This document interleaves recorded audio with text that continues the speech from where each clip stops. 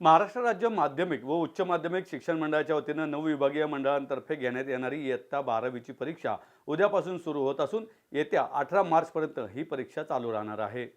या परीक्षेसाठी एकूण 15,32,487 विद्यार्थ्यांनी नोंदणी केली आहे। त्यात 8,20,229 मुलं तर 7,12,240 मुलींचा समावेश आहे।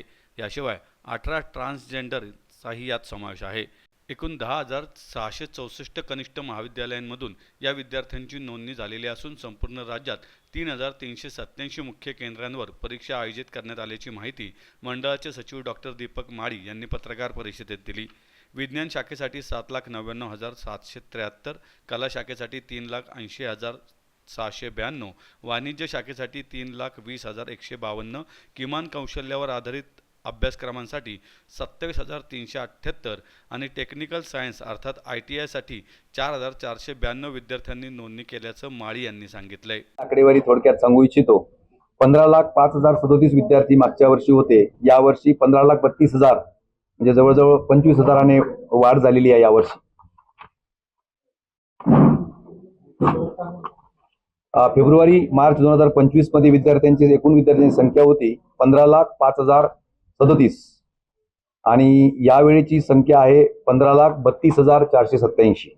या 15,32,487 मध्ये रेग्युलर, फ्रेश रेग्युलर, प्रायव्हेट आपले 17 नंबरचा फॉर्म भरून, repeater regular, repeater private, isolated आणि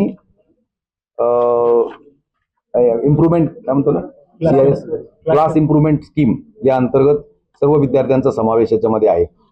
दिव्यांगांची संख्या टोटल आहे 8,690 आहेत। कम्प्युटरवर एक्झाम देणार आहेत।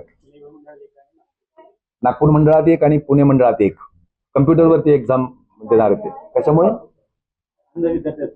अंध विद्यार्थी म्हणजे स्पेशली एबल्ड म्हणतो आपण तसं।